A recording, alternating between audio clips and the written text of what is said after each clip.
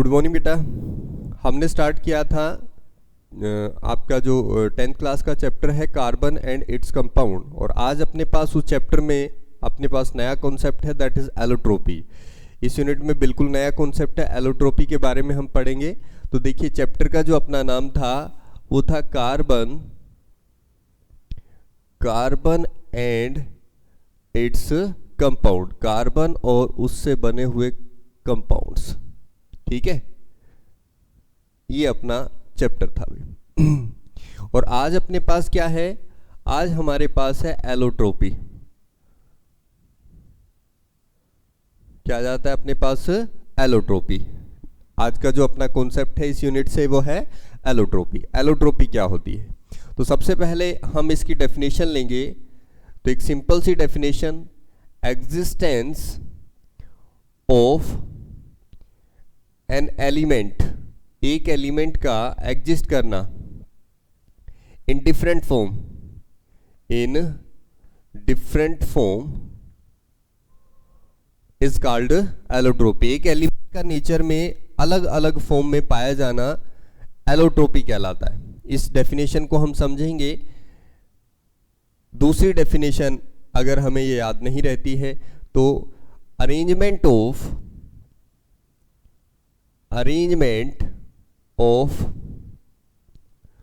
Same atoms of an element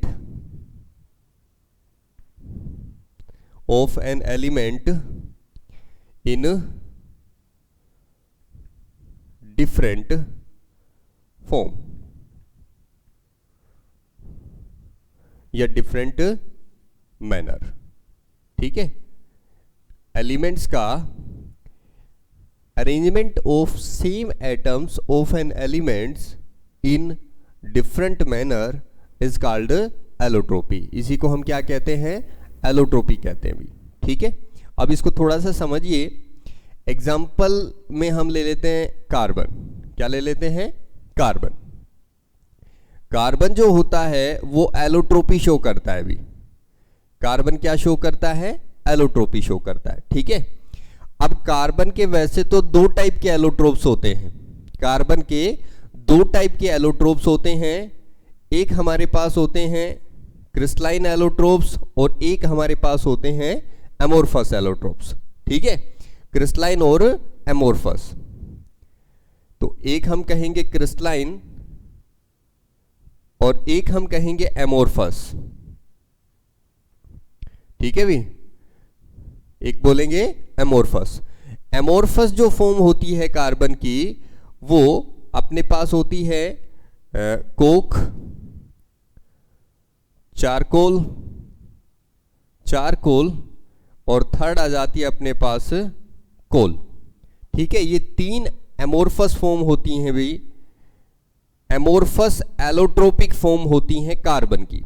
ठीक है, तो ये अपने सिलेबस में नहीं है 10th के, तो इसको हम डिस्कस नहीं करेंगे, सिर्फ मैंने आपको बताया है। कार्बन की क्रिस्टलाइन फॉर्म सिलेबस में है तो वो हम डिस्कस करेंगे। अब कार्बन की जो क्रिस्टलाइन फॉर्म है वो कौन कौन सी है भाई, क्रिस्टलाइन एलोट्रोपिक फॉर्म की बात कर रहे हैं हम। तो भाई हमारे पास सबसे पहले आ जाता है डायमंड। डायमंड जो है वो एलोट्रोपिक फॉर्म है कार्बन की। उसके बाद आ जाता है अपने पास ग्रेफाइट। क्या आ जाता है, ग्रेफाइट। और थर्ड अपने पास आता है फुलरीन्स। ठीक है, ये तीन एलोट्रोपिक फॉर्म है। और कौन सी एलोट्रोपिक फॉर्म है, क्रिस्टलाइन एलोट्रोपिक फॉर्म है कार्बन की। अब डेफिनेशन के हिसाब से इन सभी के अंदर कार्बन प्रेजेंट है, कार्बन से ही बने हुए, सेम टाइप के एटम से बने हुए हैं। लेकिन कार्बन जो जुड़े हुए हैं उनका जो कॉम्बिनेशन है, कंबाइनिंग मतलब अरेंजमेंट है, वो थोड़ा सा डिफरेंट है। ठीक है ना, कार्बन किस प्रकार से जुड़ा हुआ होगा, बने तो कार्बन से ही है लेकिन किस प्रकार से जुड़े होंगे ये हमें चेक करना होगा भी। तो हम ये स्ट्रक्चर के अंदर देखेंगे, जब एक एक करके हम पढ़ेंगे तो आपको बात समझ में आई डेफिनेशन की। ठीक है ना, तो अब देखिए आगे चलते हैं हम। सबसे पहले उठा लेते हैं डायमंड। ठीक है भी, सबसे पहले फर्स्ट एलोट्रोपिक फॉर्म उठाते हैं हम डायमंड कार्बन की। डायमंड। डायमंड कार्बन की एलोट्रोपिक फॉर्म है। क्या है? एलोट्रोपिक फॉर्म है। इसको हम थोड़ा सा स्टडी करते हैं। देखिए कार्बन के अंदर क्या होता है, एक कार्बन, ये एक सिंगल कार्बन 4 अदर कार्बन से कंबाइन होता है। 1 carbon is attached to 4 other carbon atom. इस प्रकार से ये कार्बन हो गया। ठीक है, तो हम यहां पे लिखेंगे इन डायमंड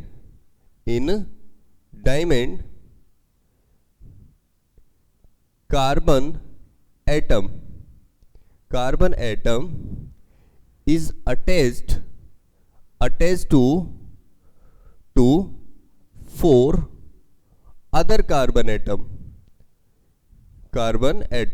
डायमंड के अंदर एक कार्बन 4 अदर कार्बन एटम से ज्वाइन होगा। इसी प्रकार से ये वाला जो कार्बन एटम है ये कैसे होगा अभी देखो, एक तो इधर से हो गया, उसके बाद एक कार्बन ये हो गया, फिर ये कार्बन हो गया, फिर ये कार्बन हो गया। इसी प्रकार से यहाँ पे हम चलते जाएंगे इस कार्बन पे चलेंगे तो किस प्रकार से आएगा अभी, कार्बन कार्बन और कार्बन, फिर ये बाकी सारे आगे चलते जाएंगे। तो इस प्रकार से ये एक 3 डायमेंशन नेटवर्क बनाता है। ठीक है ना।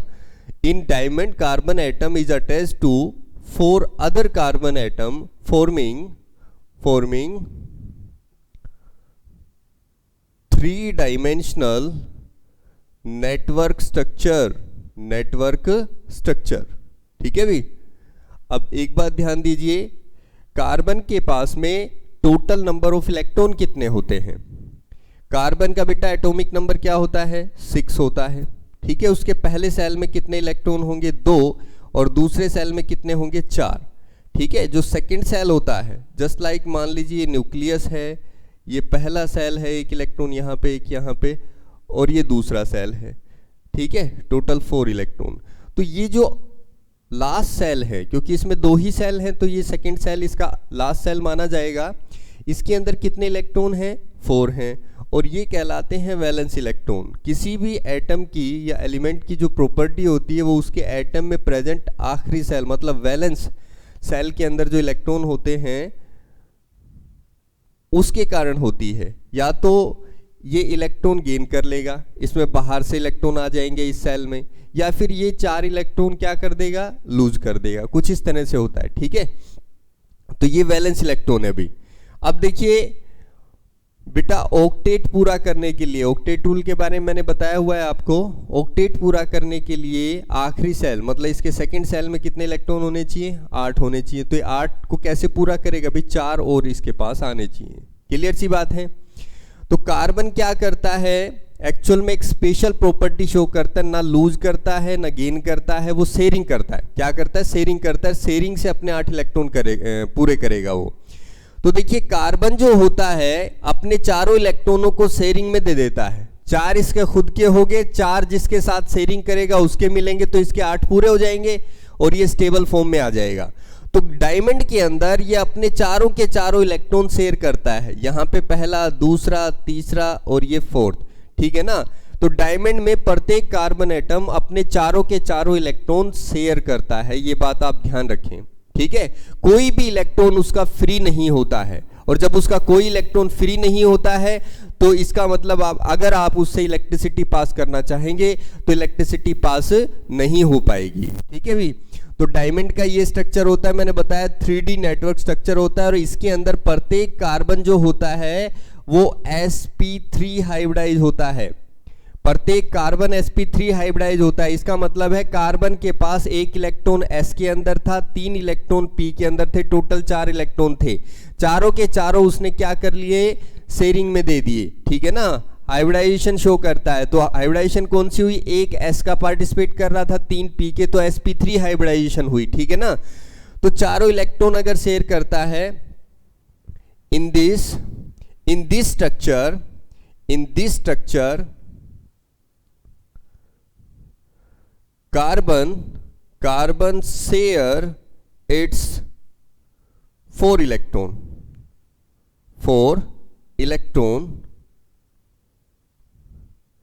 and having sp3 हाइब्रिडाइज, जो हाइब्रिडाइजेशन है वो sp3 हो जाएगी भी, ठीक है। अब इसकी प्रॉपर्टी देख लीजिए। फर्स्ट, भाई हार्डेस्ट स्पीसीज, जो ये 3D नेटवर्क बनाया है, इसी के कारण ये हार्डेस्ट स्पीसीज होगी। सबसे मतलब हम कह सकते हैं नेचर में पाई जाने वाली हार्डेस्ट स्पीसीज है डायमंड, आप भी जानते हैं अच्छे से। सेकंड, इंसुलेटर होगी भाई, क्या होगी? इंसुलेटर होगी। इंसुलेटर क्यों? इससे आप इलेक्ट्रिसिटी पास नहीं कर सकते। अगर इलेक्ट्रॉन फ्री रह जाता तो बिल्कुल हम इलेक्ट्रिसिटी पास कर देते। एक सिंगल स्ट्रक्चर की अगर आप बात करेंगे, एक सिंगल क्रिस्टल की, तो देखिए कुछ इस तरह से स्ट्रक्चर बनेगा, इस प्रकार से एक सिंगल क्रिस्टल, ठीक है ना। ये कुछ इस तरह से दिखाई दे रहा है। इसको डैश लाइन से ही शो करते हैं हम, लेकिन मैं यहाँ पे शो करने के लिए आपको ऐसे दिखा रहा हूँ, ठीक है। तो अब देखिए हार्डेस्ट स्पीसीज क्यों है, अगर क्वेश्चन आ जाता why the diamond is the hardest species, तो हम कहेंगे कि इसके अंदर जो कार्बन होते हैं वो क्या है? sp3 हाइब्रिडाइज हैं और कार्बन 3D नेटवर्क स्ट्रक्चर बनाते हैं, और 3D नेटवर्क स्ट्रक्चर के कारण ही ये हार्डेस्ट स्पीसीज है, ठीक है। 4 कोवेलेंट बॉन्ड फॉर्म करते हैं। इस बॉन्ड की जो बॉन्ड लेंथ होती है वो कितनी होती है भी? 1.54 एंगस्ट्रॉन, या आप कह सकते हैं 154 पिकोमीटर, ठीक है। क्या बोलेंगे? 154 पिकोमीटर, ठीक है। नेक्स्ट आइए, अब जब बहुत ज्यादा हार्ड है तो क्या होगा अभी? High melting point and boiling point. Boiling point और मेल्टिंग पॉइंट जो होगा इसका वो काफी ज्यादा हाई होगा, ठीक है भी। क्या होगा? काफी ज्यादा हाई होगा। फोर्थ, हमने बताया ईच कार्बन एटम, प्रत्येक कार्बन एटम जो है वो क्या होगा? sp3 hybridise. प्रत्येक कार्बन एटम sp3 हाइब्रिडाइज होगा भी। नेक्स्ट क्या है भी? इसके अंदर जो डायमंड है, डायमंड में जो स्ट्रक्चर है वो कैसा होगा? Form 3D network structure. इसका जो स्ट्रक्चर होगा वो 3D नेटवर्क स्ट्रक्चर होगा। तो ये डायमंड का स्ट्रक्चर के बारे में भी आपको समझ आया होगा। अब हमारे पास आ जाता है नेक्स्ट, कौन सा है अपने पास? ग्रेफाइट। तो ग्रेफाइट के बारे में हम पढ़ते हैं।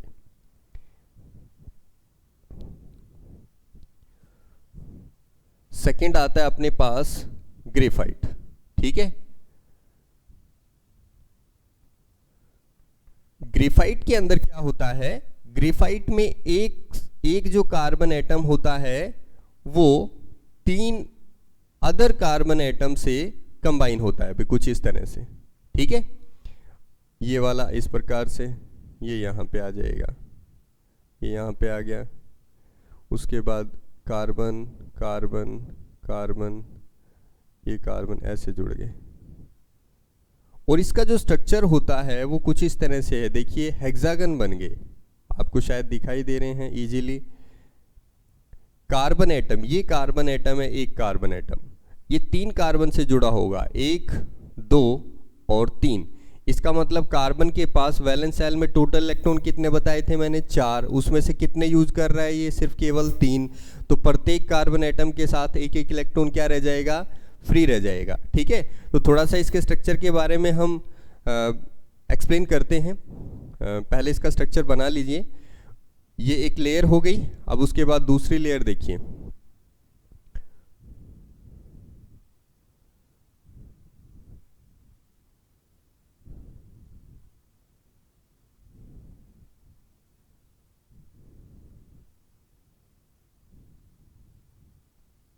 इस प्रकार की लेयर होती है। प्रत्येक पोजीशन पे कार्बन एटम प्रेजेंट है, प्रत्येक पोजीशन पे ये जो कॉर्नर्स हैं जो आपको दिखाई दे रहे हैं। तो भाई बात यहाँ पे ये होगी कि ये जो स्ट्रक्चर है, ये लेयर स्ट्रक्चर है, इनके बीच में क्या होता है? ये बॉन्ड होता है। अभी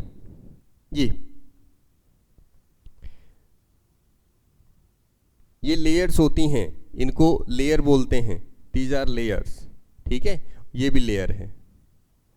तो इसका मतलब है ग्रेफाइट का जो स्ट्रक्चर है वो लेयर्ड स्ट्रक्चर होता है, एक लेयर दूसरी लेयर, और इनके बीच में ये जो होता है ये बहुत ही कमज़ोर बॉन्ड होता है, और इस कमज़ोर बॉन्ड का जो नाम होता है वो होता है वंडरवाल फोर्स। कौन सा फोर्स होता है? Van der Waals force. कितना कमज़ोर होता है भाई? इसकी जो लेंथ होती है 342 पिकोमीटर, 342 पिकोमीटर। ध्यान से देखिए, डायमंड में कार्बन कार्बन के बीच में जो बॉन्ड लेंथ है वो 154 पिकोमीटर, और यहाँ पे कितनी है? 342 पिकोमीटर। तो इसका मतलब है ये बॉन्ड लेंथ क्या हो गई? बढ़ गई। बढ़ गई तो बॉन्ड, अगर बॉन्ड लेंथ बढ़ेगी, बॉन्ड लेंथ ज़्यादा होगी तो बॉन्ड कमज़ोर होगा, बॉन्ड लेंथ शॉर्ट होगी तो बॉन्ड क्या होगा? स्ट्रॉन्ग होगा। ठीक है, तो देखिए वीक वंडरवाल फोर्सेज है। इसी प्रकार से और लेयर नीचे आ जाती है भी। तो ग्रेफाइट का कुछ ऐसा ही स्ट्रक्चर होता है, ठीक है ना। थोड़ा सा प्रेशर अगर हम देते हैं तो ये जो बॉन्ड होता है, ये बीच वाला बॉन्ड जो बहुत कमज़ोर बॉन्ड होता है, ये ब्रेक हो जाता है। जैसे सिंपल सी बात देखिए, आपकी पेंसिल होती है जिससे छोटे बच्चे जो होते हैं वो कॉपी में राइट करते हैं, लिखते हैं, तो पेंसिल को जो आप छीलते हैं तो फिर उससे आप फिर लिखते हैं तो क्या ऑब्जर्व करते हैं आप देखते हैं पेंसिल को थोड़ा सा प्रेस करते ही वो लिखना शुरू कर देती है। एक्चुअल में होता क्या है, जब हम प्रेशर अप्लाई करते हैं तो वो ग्रेफाइट ये होता है एक्चुअल में, तो वो ग्रेफाइट की एक लेयर उस पेपर के ऊपर ही चिपक जाती है, स्टिक कर जाती है, और फिर जब हम आगे लिखते हैं तो दूसरी लेयर। तो इस प्रकार से धीरे धीरे जो पेंसिल होती है वो घिसना स्टार्ट कर देती है। आप बात को समझिए, मैंने कहा कि डायमंड जो ग्रेफाइट है उसका लेयर स्ट्रक्चर होता है। जब आप प्रेशर देंगे तो इन लेयर के बीच में जो फोर्सेज होते हैं वो ब्रेक हो जाते हैं और लेयर क्या हो जाती है? स्लिप कर जाती है, और इसी कारण से आप पेंसिल से लिख पाते हो, अदरवाइज पेंसिल से हम लिख नहीं पाते। ठीक है, तो ये अपने पास ग्रेफाइट का स्ट्रक्चर। अब इसकी कुछ खासियत हम बताते हैं भाई। फर्स्ट, पहली बात तो यही आ गई कि लेयर्ड स्ट्रक्चर, इसका जो स्ट्रक्चर रहेगा वो कैसा रहेगा? लेयर्ड रहेगा। आपको दिखाई दे रहा है? ठीक है, एक कार्बन कितने कार्बन से जुड़ा हुआ है? 3 कार्बन से। Each carbon is joined with 3 other carbon atom, और क्या बनाते हैं? Forming hexagon structure. तो इसका जो स्ट्रक्चर होता है हेक्सागन स्ट्रक्चर, मतलब हेक्सागन रिपीट हो रहे हैं, या फिर आप कह सकते हो हैविंग लेयर्ड स्ट्रक्चर। इसका जो स्ट्रक्चर होगा वो लेयर्ड स्ट्रक्चर होगा अभी। ठीक है। थर्ड, प्रत्येक कार्बन एटम, देखो उसमें एक कार्बन 4 से जुड़ा हुआ था, तो sp3 इसके अंदर 3 से जुड़ा हुआ है, तो इसका मतलब एक s का और 2 किसके आएंगे? p के। तो हाइब्रिडाइजेशन कौन सी होगी? sp2। Carbon atom is sp2 hybridize. जो कार्बन एटम होता है वो sp2 हाइब्रिडाइज होगा भी। ठीक है। सॉफ्ट इन नेचर, ये सॉफ्ट इन नेचर, इसके कंपैरिजन में, डायमंड के कंपैरिजन में क्या होता है? सॉफ्ट होता है। ठीक है, तो ये कुछ स्ट्रक्चर। अच्छा, एक बात और, गुड कंडक्टर होता है ये, गुड कंडक्टर। ऐसा क्यों भाई? देखिए मैंने आपको बताया कि कार्बन अपने 3 इलेक्ट्रॉन तो शेयर कर लेता है प्रत्येक कार्बन एटम के साथ में। एक कार्बन के साथ 3 और कार्बन जुड़े हुए हैं, तो इसके पास टोटल 4 इलेक्ट्रॉन थे। 4 में से इसने 3 तो क्या कर लिए? यूज कर लिए, लेकिन एक इलेक्ट्रॉन प्रत्येक कार्बन के पास क्या रह जाता है? फ्री रह जाता है। प्रत्येक कार्बन के पास फ्री रह जाता है, और उस फ्री इलेक्ट्रॉन के कारण ये क्या करता है? Good conductor of electricity. जब आप इलेक्ट्रिसिटी पास करोगे तो वो इलेक्ट्रॉन क्या करने लगते हैं? मूवमेंट करने लगते हैं, और उन्हीं इलेक्ट्रॉन के मूवमेंट के कारण ये बहुत अच्छा कंडक्टर होता है, गुड कंडक्टर ऑफ इलेक्ट्रिसिटी। यहाँ पे एक और बात बता देता हूँ मैं आपको, इंपॉर्टेंट बात। जैसे डायमंड के अंदर आपको कार्बन कार्बन बॉन्ड लेंथ, जो सिंगल बॉन्ड है वो 154 पिकोमीटर दिखाई दे रहा है। यहाँ प्रत्येक कार्बन के पास एक इलेक्ट्रॉन फ्री रह गया है अभी इस तरह से, और आपको लग रहा है कि कार्बन कार्बन सिंगल बॉन्ड है, बट एक्चुअल में ऐसा नहीं होता है, क्योंकि ये जो बॉन्ड लेंथ होती है ये 141 पिकोमीटर होती है। क्या होती है? 141 पिकोमीटर। अब बात को समझिए, carbon carbon single bond length जो होती है वो 154 पिकोमीटर होती है, जैसे वहां पे दिख रहा है। कार्बन कार्बन डबल बॉन्ड जो होता है वो 134 पिकोमीटर होता है, जैसा वहां पे दिख रहा है।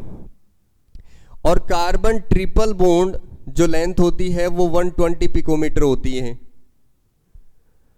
अब यहां से आप देखिए, इनमें से कोई भी ये कार्बन बॉन्ड लेंथ मिलती नहीं है, 141 पिकोमीटर आ गई। इसका मतलब ना तो ये सिंगल बॉन्ड है और ना ही ये डबल बॉन्ड है।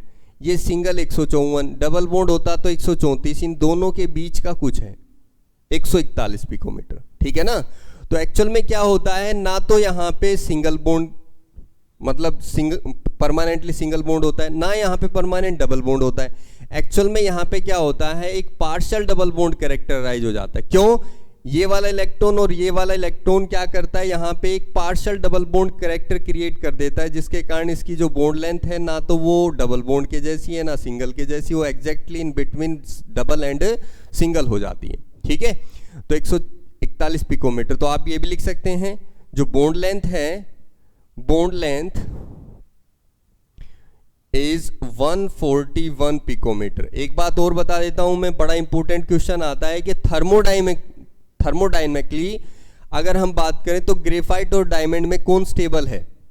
थर्मोडायनेमिकली ग्रेफाइट और डायमंड में कौन स्टेबल है, तो हम कहेंगे ग्रेफाइट। रीजन क्या है भी, क्योंकि यहां कार्बन कार्बन के बीच में सिंगल बॉन्ड से थोड़ा सा ज्यादा कैरेक्टर है, पार्शियल डबल बॉन्ड कैरेक्टर, और यहाँ पे सारे के सारे क्या हैं, सिंगल बॉन्ड है।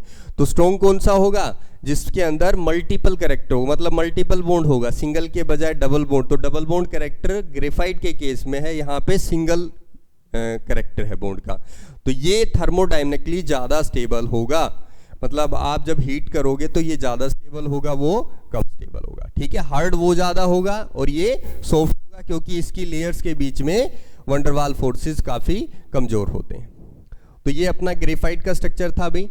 अब आ जाइए अपने पास लास्ट रह जाता है फ्लोरीन्स, ठीक है। हालांकि सिलेबस में अपने नहीं है, फिर भी थोड़ा सा मैं इसके बारे में बता देता हूं। फ्लोरीन्स 11th में आता है ये। थर्ड अपने पास आती है एलोट्रोपिक फॉर्म फ्लोरीन्स, ठीक है भाई। फ्लोरीन्स को बकमिंस्टर फ्लोरीन्स भी बोलते हैं, जो इसके जो डिस्कवरर हैं उन्हीं के नाम से इसको बकमिंस्टर फ्लोरीन्स का नाम दिया गया। तो देखिए क्या होता है फ्लोरीन्स के अंदर इसके अंदर जो फ्लोरीन्स होती है, या तो वो C60 मतलब जिसके अंदर कार्बन एटम की संख्या 60 हो, कार्बन 70 हो, कार्बन 90 हो, या फिर कार्बन 120, ये फ्लोरीन्स फैमिली के मेंबर्स हैं, ठीक है। कोई एक सिंगल नहीं होता, फ्लोरीन ये बहुत सारी फ्लोरीन्स हैं। तो इनमें से थर्मोडायनेमिकली जो स्टेबल है वो कार्बन 16 है, कार्बन 16, कार्बन 70 उसके बाद, और बाकी अनस्टेबल हैं। तो सबसे ज़्यादा स्टेबल कार्बन 60 है। तो कार्बन 60 के अंदर क्या होता है, हमारे पास टोटल 32 साइक्लिक रिंग होती हैं भाई, साइक्लिक रिंग होती हैं। कितनी होती हैं, 32 साइक्लिक रिंग होती हैं। इन 32 में से 12 जो होते हैं वो होते हैं पेंटागन, क्या होते हैं, पेंटागन, और 20 जो होते हैं वो होते हैं रेगुलर हेक्सागन। क्या होते हैं, रेगुलर हेक्सागन, ठीक है। पेंटागन का स्ट्रक्चर किस प्रकार से होता है भाई, इस प्रकार से। हेक्सागन का स्ट्रक्चर किस प्रकार से होगा, इस प्रकार से होगा। तो पेंटागन और हेक्सागन से मिलकर कार्बन 60 फ्लोरीन्स बनी है, ठीक है ना। तो एक बार चेक कर लें हम, कुछ इस तरह से स्ट्रक्चर होता है भाई इसका, इस प्रकार से। ये रेगुलर क्या हुआ, हेक्सागन हुआ, इसके बाद पेंटागन आ जाता है भाई, ऐसे।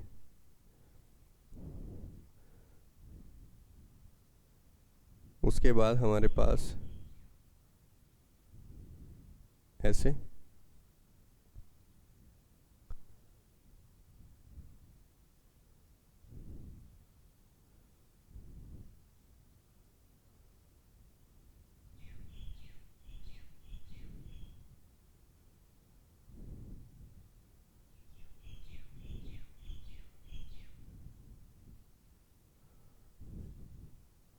ये कुछ इस तरह से बनता हुआ चला जाता है। ठीक है, आप अब जब देखेंगे तो आपको ऐसा महसूस होगा